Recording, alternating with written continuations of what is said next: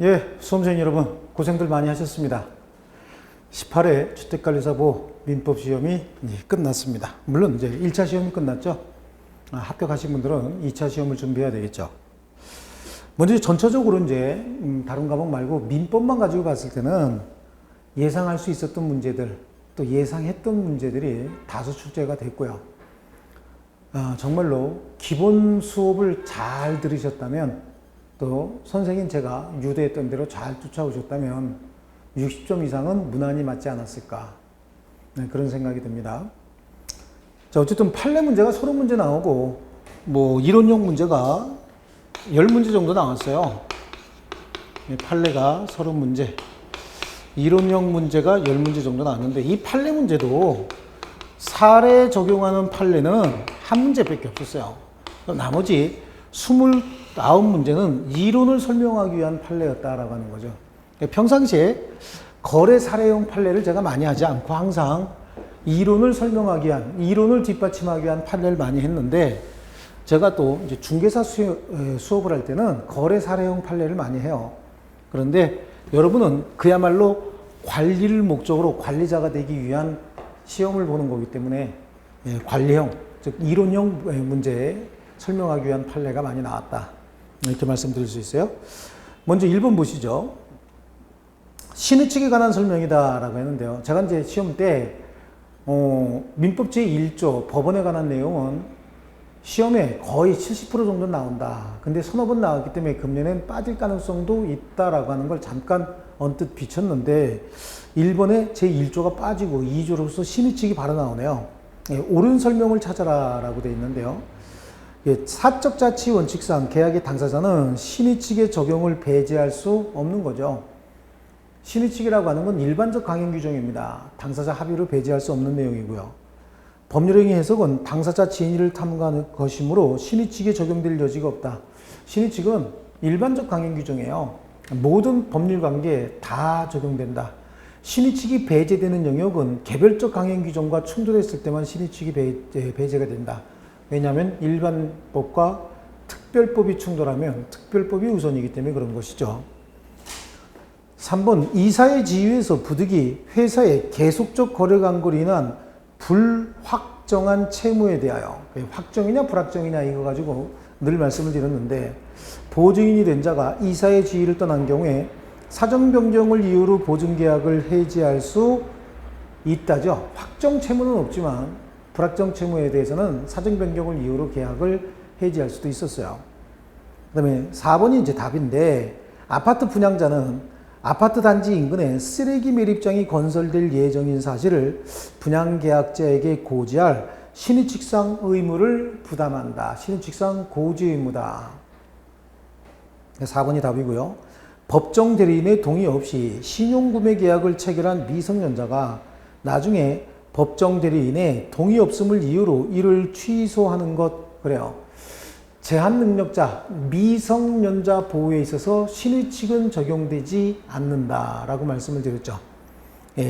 제한능력자 보호 규정은 개별적 강행 규정입니다. 어떻게 보면 특별 강행 규정이다, 이렇게 볼 수도 있어요. 그래서 1번엔 답이 4번이 되겠습니다. 자, 2번은 미성년자에 관한 설명으로 옳지 않은 것 그랬습니다. 미성년자. 그래, 거기 이건 뭐 다 내용은 옳은 거니까, 성년의제는 공직선거법에는 적용되지 않는다는 2번 지문 같은 경우, 공직선거법은 뭐예요? 공법관계죠. 성년의제, 18세 이상으로 혼인한 자는 성년으로 의제가 됩니다. 그런데 성년의제에 보면은 사법상의 법률관계만 성년으로 의제가 되지, 공법관계는 여전히 미성년자, 제한능력자로 보호가 된다. 답은 3번입니다. 1994년 9월 10일 오후 11시에 출생한 자는 2014년 9월 9일 오후 12시에 성년이 된다가 아니라 2013년이 돼야 되겠죠. 2013년. 그래서 1994년 9월 10일 11시에 태어났다. 그러면 19세가 되면 성년이 되니까 19를 더해야 되겠죠. 그러면 일단은 2013년이 되나요? 2013년이죠. 2013년 9월 초일 산입하니까 9일 24시가 되면은 만 19세가 돼서 같은 시간인 9월 10일 0시부터 성년자가 된다. 이 시간은 같은 시간이죠. 원래는 이건 이제 만료되는 날이고 요거는 이제 시작하는 날이다. 이렇게 구분을 해야 되는데, 우리 시험 보기 직전에 나눠드렸던 감정평가사 시험에도 이런 유형으로 24시로 시험이 나왔어요. 근데 여기도 이렇게 나온 것 같습니다. 출제원이 비슷했던 것 같습니다. 그래서 답은 3번이 되겠다. 나머지 내용은 특별히 설명할 내용은 없습니다. 5번 같은 경우에 미성년자 범죄 행위에 대한 법정 대리인의 동의는 묵시적으로도 할 수 있다. 우리 시험에 무슨 내용은 명시적으로 해야 된다. 그럼 무조건 틀렸다 그랬죠. 그러니까 묵시적으로도 할 수 있다. 그건 맞는 내용이죠. 자, 그 다음에 3번입니다. 그래서 2번엔 답이 3번이고 문제 3번이에요. 성년후견 제도에 관한 설명으로 옳지 않은 것은 그랬습니다. 질병, 노령, 장애, 그 밖에 정신적 제약으로 인하여 사무 처리 능력이 부족한 사람, 사무를 처리할 능력이 부족한 사람은 성년후견 심판 대상이 아니라 한정후견의 심판 대상이죠. 그럼 성년후견의 심판 대상은 뭡니까? 사무 처리 능력이 지속적으로 결여되어 있는 자, 그래야 되는데, 그렇죠? 이거는 수업 시간에 제가 낼 게 이런 거밖에 없다라고 분명히 말씀을 드렸어요. 그런 정도 내용이고요. 또 성년후견 심판할 때는 본인의 의사를 고려해야 된다. 또 취소할 수 없는 법률 행위의 범위를 정할 수 있다. 일용품 구입 등 대가가 과도하지 아니한 행위는 성년후견인이 취소할 수 없다. 또 종료 심판도 청구할 수 있다. 뭐 그런 내용이고 3번엔 그래서 답이 1번이 되겠습니다. 그 다음에 4번 문제입니다. 부재자의 재산관리 제도에 관한 설명으로 옳은 것, 맞는 것 찾으래죠. 생사가 불분명한 자만이 부재자로 된다. 생사가 분명한 자도 종래 주소지를 떠나서 당분간 돌아올 가망이 없으면 부재자가 될 수 있습니다.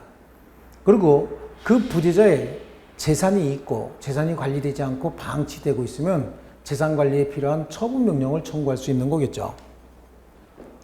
이래서 법원에서 선임한 재산관리인이 부재자 재산에 대한 임대료를 청구하기 위해서는 법원의 허가를 얻어야 된다라고 하는데, 자, 임대를 청구한다는 얘기는 이용행위 하고 있다 그런 얘기죠. 이용행위 내지는 보존행위예요. 부재자의 재산관리인은 관리행위는 할 수 있어요. 그러니까 118조의 정한행위, 보존, 이용, 계량행위잖아요. 그래서 이용, 계량행위 같은 경우에는 물건이나 권리의 성질이 변하지 않는 범위 내에서는 가능한 거기 때문에 여기서 임대료를 청구한다. 현재 임대 중인 그 부동산을 관리하면서 임대료를 청구한다는 얘기는 이용행위 내지는 보존행위 정도가 될 수 있는 것이지, 이건 처분행위가 아니기 때문에 굳이 법원의 허가를 얻을 필요는 없죠. 그 다음에 3번, 재산관리인의 권한 초과 행위에 대한 법원의 허가는 사후적 추인 형식으로도 가능하다. 그래요. 사후의 추인 형태로도 법원의 허가는 얻을 수 있는 것이고요. 이게 3번이 맞았습니다. 또 4번에 부재자의 사망이 확인되면 법원이 선임한 재산관리인의 권한은 선임 결정의 취소 없이 소멸한다라고 하는데요. 부재자의 사망이 확인되거나 부재자의 실종 선고가 확정이 된 경우에도 부재자 선임 결정에 취소가 있기 전까지 부재자의 재산관리인은 그 업무를 수행할 수 있습니다. 5번에 법원이 선임한 재산관리인은 부재자의 사이에 위임계약 관계가 없으므로 직무상 선량한 관리자의 주의 의무를 부담하지 않는다라고 하는데, 선량한 관리자의 주의 의무, 이거는 재산관리인도 갖고 있는 거죠. 재산관리인은 부재자의 재산으로부터 급여를 받습니다. 보수를 받는 사람이기 때문에 선량한 관리자의 주의를 다해서 목적물을 관리할 의무가 있다. 그래서 4번엔 답이 3번이 되겠고요. 5번에 실종 선고에 관한 설명이다. 옳은 것은 그랬는데요. 보통 실종은 5년이죠. 실종 기간이 5년입니다.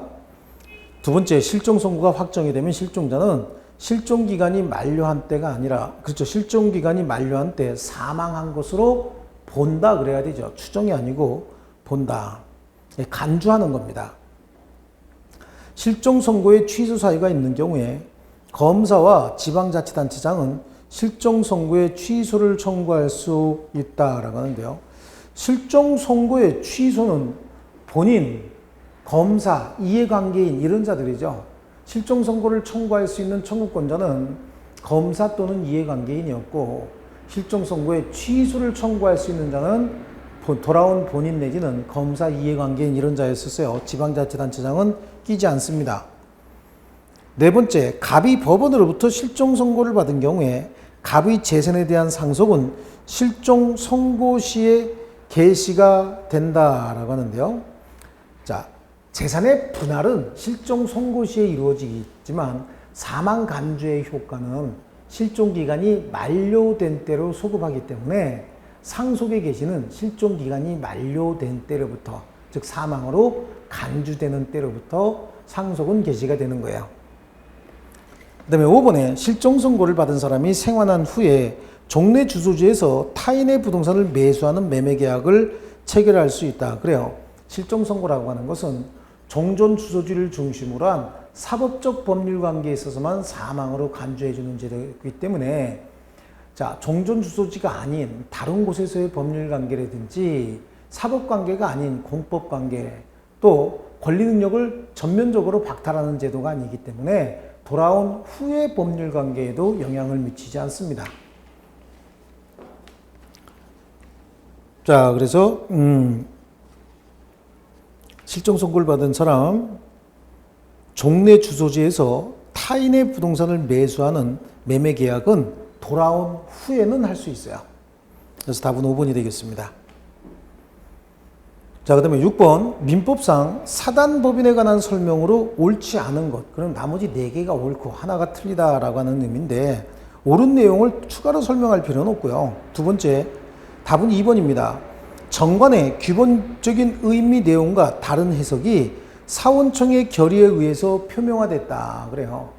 정관의 기본적인 의미 내용을 해석하는 것은 법규 해석의 일반 원칙에 따라야지 사원청의 결의 방식으로 할 수는 없고, 사원청의 결의 방식으로 그러한 해석을 했다라고 해서 그 해석이 구성원들에게 구속력을 갖는 것도 아니다. 이게 우리 판례의 태도였죠. 많이 봤던 내용입니다.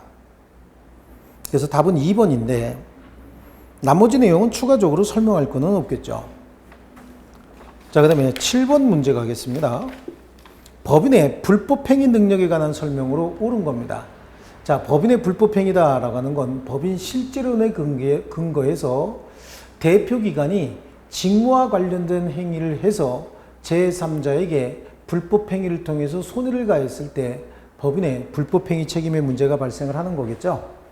그래서 이거 설명을 드리면 법인이 있고 많이 봤던 거잖아요. 그 대표기관이 있는데 대표기관이 제3자에게 손해를 가합니다. 손해를 가하는데 이 손해가 불법행위를 통해서 손해를 가해야 됩니다. 근데 이 불법행위는 직무와 관련된 행위를 하는 과정에서 불법행위를 써야 된다. 직무 관련성 여부는 외형 이론이 적용이 된다라고 얘기했고요. 대표기관이 써야 된다. 특, 임, 청, 이, 직이라고 하는 이런 대표기관이 써야 된다. 그래서 4가지 요건이 필요하잖아요. 대표기관이 직무와 관련된 행위를 통해서 불법행위를 통해서 제3자에게 손해를 가해야 되고, 이때 제3자는 선이면서 중대한 과실이 없어야 된다, 이렇게 얘기를 하고요. 그래서 법인의 불법행위 책임이 성립하면 똑같은 내용의 손해배상을 대표기관에게도 할 수 있는데, 여기서 이제 답이 되는 건 대표기관의 행위가 아니었다든지 이게 아니었다든지 직무 관련성이 없다든지 이런 경우에는 법인에서 책임지지 않습니다. 법인에서 책임지지 않으면 어떻게 해야 되느냐. 이러한 사항 의결에, 이러한 행위하자고 이러한 사항 의결에 찬성한 사원, 집행한 사원, 이사, 기타 대표자가 연대해서 책임을 져야 된다. 자, 그래서 7번 불법행위 능력에 관한 설명을 옳은 건데, 대표권 없는 이사도 법인의 대표기관이므로 대표권 없는 이사는 대표기관이 아닙니다. 이들의 행위에 의해서도 법인은 불법행위 책임을 진다. 그래서 여기 특임, 청의직 이런 사람들만 책임을 진다고 얘기했고요. 법인의 목적범위 외의 행위로 타인에게 손해를 가한 때 그 사항 의결에 찬성하거나 그 의결을 집행한 사원, 이사 및 기타 대표자가 연대하여 배상 책임을 진다. 자, 이거는 맞았고요. 세 번째, 법인은 사용자로서 불법행위 책임을 지는 것이므로 대표기관 선임 감독에 있어 주의를 다하였음을 증명하면 그 책임을 면한다라고 하는데, 법인의 대표기관에 대한 이 책임은 무과실 책임이에요. 대표기관 선임 감독에 관해서 책임을 다했다라고 해서 면책되지 않습니다. 또 법인의 불법행위 책임이 성립하면 대표기관의 불법행위 책임은 성립하지 않는다라고 하는데, 두 군데 다 청구할 수 있고, 두 사람의 책임 관계는 연대 책임 관계인데 부진정 연대 책임 관계다. 자, 이거고요.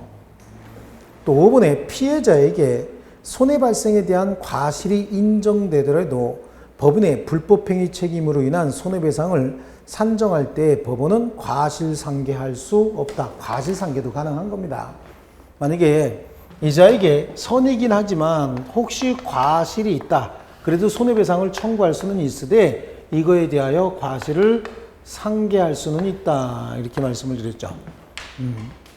많이 했던 내용입니다.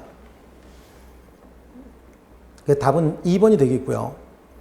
8번에 민법상 법인의 대표기관에 관한 설명으로 옳지 않은 것은 그랬습니다. 틀린 거 찾으래죠.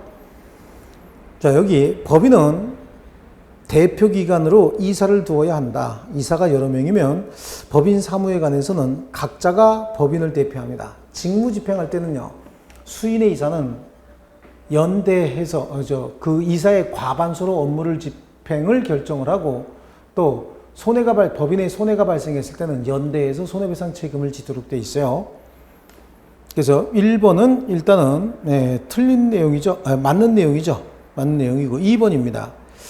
법인의 정관에 규정된 대표권 제한은 대표권을 제한했으면 정관에 기재해야 효력이 발생하고 등기해야 제3자에게 대항할 수 있는데, 등기하지 않았으면 선악불문하고 모든 제3자에게 대항할 수 없는 겁니다. 악의 제3자에게 대항할 수 있다라고 해서 8번에 2번은 틀린 거고요.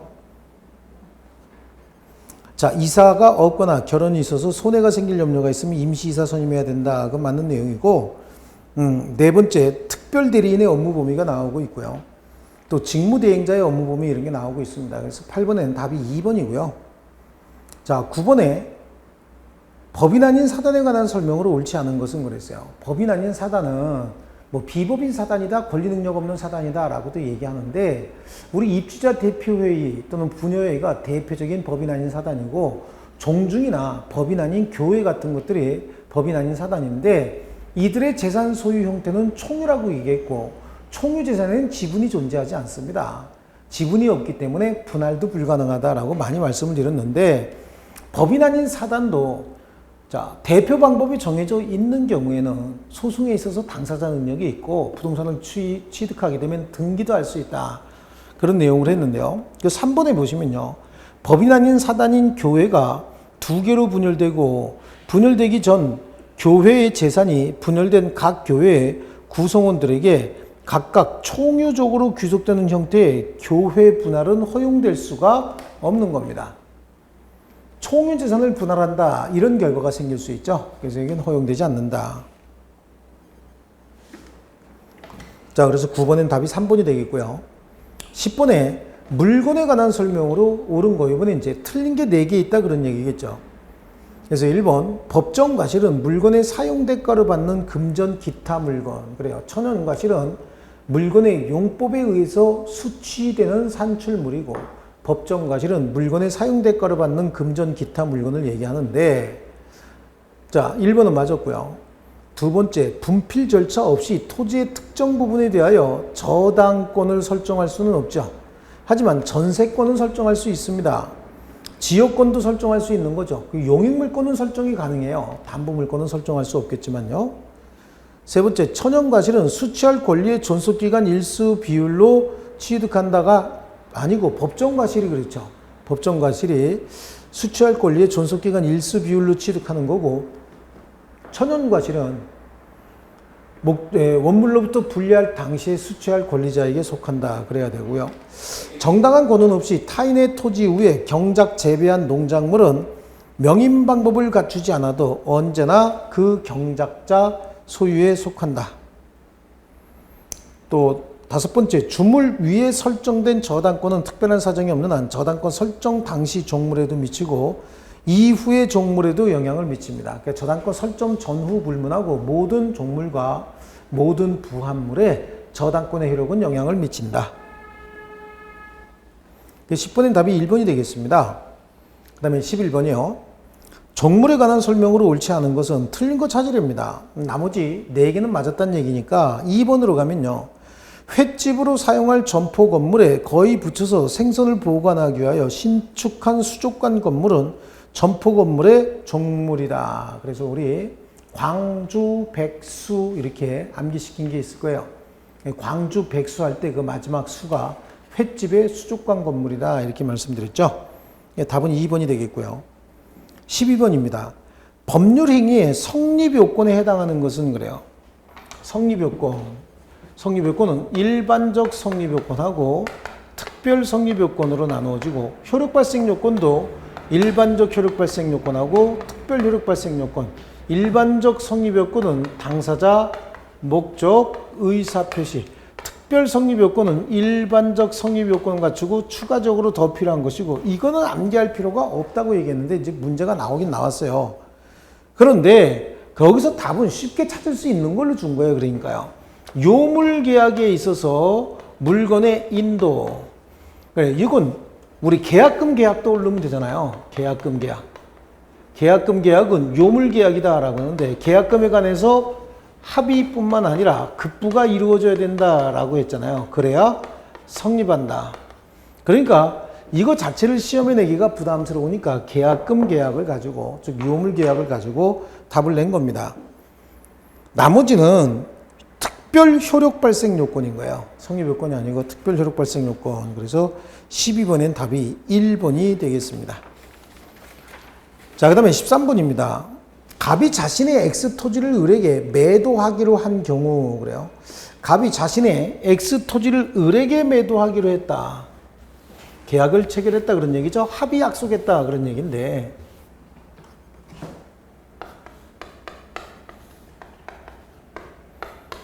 X 토지를 매도하기로 했다. 옳지 않은 거 틀린 거 골라라 라고 하는데요. 갑이 을의 중도금 지급 채무 불이행을 이유로 매매계약을 해지한 경우에 을은 착오를 이유로 계약을 취소할 수 있다. 맞았고요. X토지가 을에게 매도한 사실을 알고 있는 병이 갑으로부터 그 토지를 매수한 경우에 특별한 사정이 없는 한 갑과 병 사이의 매매계약은 유효다. 그렇죠.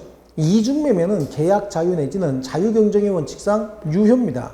다만 적극가담시만 무효가 되는데 자, 3번에 갑이 가장 매매를 하여 을 명의로 X 토지에 대한 소유권 이전 등기를 한 경우 그래요. 자, 가장 매매로서 해줄 때죠. 이때 갑은 을의 상속인 병에게 X 토지에 대한 소유권을 주장할 수 있다. 왜냐하면 상속인과 피상속인은 똑같은 사람이라고 취급하면 되니까 처음부터 을이었고 지금도 을이 가지고 있다.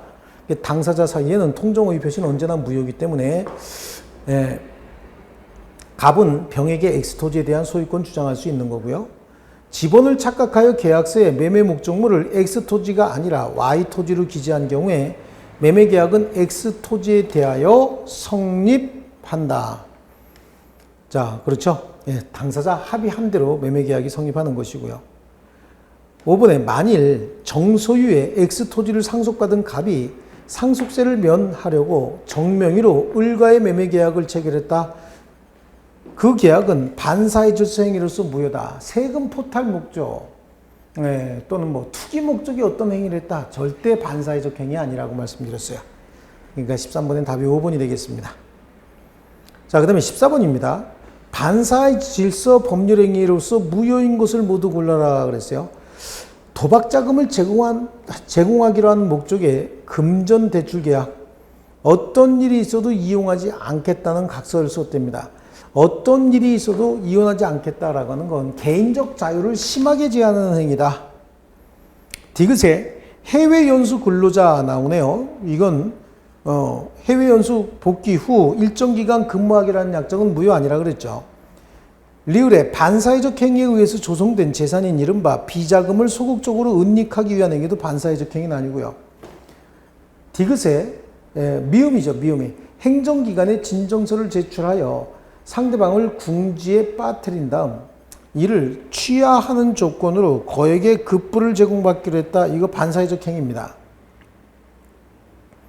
그래서 기역, 니은, 미음 2번이 답이 되겠네요. 자, 그 다음에 15번입니다. 갑이 자신의 X부동산을 을에게 증여하면서 을 명의로 소유권 이전 등기 해줬고 을이 그 부동산을 병에게 매도하여 소유권 이전 등기까지 해줬다. 이에 관한 설명으로 옳지 않은 건데 갑과 을 사이의 증여계약이 통종허위 표시에 해당한 경우에 갑은 아기의 병에 대하여 소유권 이전 등기의 말소를 청구할 수 있다. 그런데 갑과 갑과 을 사이의 증여계약이 통종허위 표시에 해당한 경우에 그 증여계약은 무효다. 그렇죠. 증여계약은 통종허위 표시일 경우에 무효죠.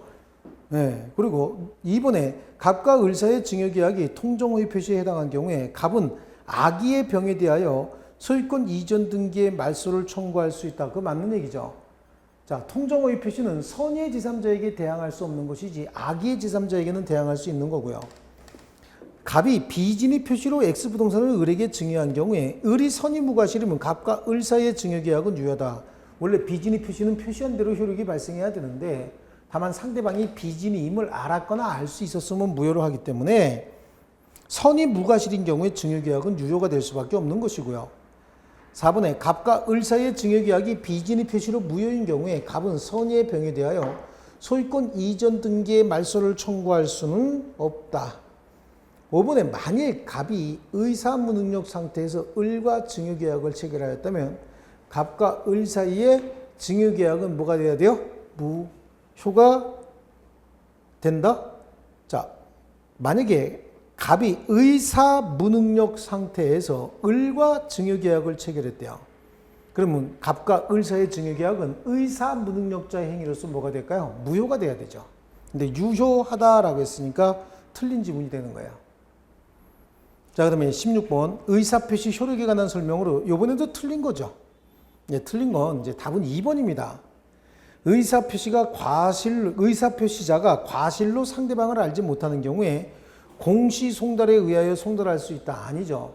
표의자의 과실 없이 상대방을 모르거나 상대방의 소재를 알지 못하는 경우에 공시송달이 가능한 것이지 상대방을 모르거나 상대방의 소재를 알지 못함에 있어서 과실이 있으면 공시송달은 인정되지 않습니다. 16번은 2번이 답이 되겠고요. 17번 민법상 대리에 관한 설명으로 옳지 않은 것은 이번에도 틀린 거 찾으렵니다. 불법행위, 불사실에는 대리가 허용되지 않는다 그랬어요. 불법행위, 사실행위, 신분행위. 법정 대리의 경우에도 권한을 넘은 표현 대리가 성립할 수 있다. 대리인이 여러 명인 경우에도 각자 본인을 단독으로 대리한다. 본인은 무권 대리인의 행위를 추인할 수 있으며 그 효력은 원칙적으로 추인한 때로부터 효력이 발생한다가 아니라 소급하여 효력이 발생한다. 자, 매매계약을 체결할 권한을 수여받은 대리인은 특별한 사정이 없는 한 계약을 해지할 권한이 없다. 계약을 성립시킬 대리권에 계약을 소멸시킬 대리권까지 포함할 수는 없다. 그러니까 틀린 건 4번이 되겠고요. 그 다음에 18번 무권 대리인 을이 갑을 대리하여 병과 매매계약을 체결한 경우에 관한 설명으로 옳지 않은 것은 그랬습니다. 틀린 거 찾으렵니다. 여기도 틀린 거 5번으로 가면 병이 계약 당시 을에게 대리권 없음을 안 경우에 병은 상당한 기간을 정하여 갑에게 추인 여부의 확답을 최고할 수 있다라고 하는데 무권 대리의 상대방이 최고를 할 때는 선악불문하고 할 수 있어요. 그래서 선의인 경우에만 할 수 있는 것이 아니라 선악불문하고 최고는 다 할 수 있다. 18번은 5번이 답이 되겠고요. 그 다음에 19번입니다. 갑은 자신의 X부동산을 2억 원에 매도하는 계약을 을과 체결했고 그 계약이 의뢰 기망행위로 이루어진 것을 알면서도 다음 사유에 의하여 이의를 보류하지 않았다. 다음 사유에 대하여 이의를 보류하지 않았다. 갑이 매매 계약을 취소할 수 있는 경우는 그랬는데요. 이게 법정 추인 사유가 발생했느냐 안 했느냐. 법정 추인은 이행, 이청, 담량, 강경이라고 했는데 이 중에서 가장 많이 나오는 게 이행의 청구고 내용 잘 모르겠으면 이행의 청구를 골라라 라고 얘기했는데 취소권자는 갑이거든요. 그런데 을로부터 갑이 이행 청구를 받았다. 그러면 이거는 법정 추인이라고 볼 수 없죠. 그래서 취소할 수 있는 것이다. 나머지는 전부 법정 추인에 해당합니다. 19번에는 1번이 답이 되겠고요. 그 다음에 20번입니다. 법률행위의 무효에 관한 설명으로 옳지 않은 것은 법률행위의 일부분이 무효인 때는 원칙적으로 그 전부를 무효로 한다. 무효인 법률행위는 그 법률행위가 성립할 때부터 효력이 생기지 않는다. 그래요. 취소할 수 있는 법률행위 일단 생겨서 효력이 발생하다가 취소권자가 취소하게 되면 소급해서 무효가 되지만 무효인 법률행위는 처음부터 법률 효과가 발생하지 않는 겁니다. 또 3번에 매매의 목적이 된 권리가 타인에 속한 경우에 특별한 사정이 없는 한 그 매매 계약은 타인 권리 매매 유효죠. 무효가 아니고 유효입니다. 4번에 불공정한 법률행위로서 무효인 경우에 추인에 의하여 유효로 될 수 없다. 불공정한 법률행위로서 무효인 경우에 매매의 목적이 된 권리가 타인에 속한 경우에 특별한 사정이 없는 한 매매 계약은 그렇죠. 타인 권리의 매매 유효입니다. 매도인의 담보 책임에 문제가 발생하는 것이고요. 3번이 답이 되겠고요. 4번에 불공정한 법률행위로서 무효인 경우에 추인에 의해서 유효로 될 수는 없다. 그래서 추인은 인정되지 않는다. 하지만 전환은 인정이 됐다. 무효행위 전환이 인정됐고요. 5번에 무효인 법률행위에 따른 법률효과를 침해하는 것처럼 보이는 위법행위가 있더라도 그 법률효과 침해에 대한 손해배상은 없는 거겠죠? 좋습니다. 그래서요. 20번에도 답이 3번이 되겠고요. 21번서부터는 잠깐 쉬었다가 계속하겠습니다. 조금만 쉬겠습니다.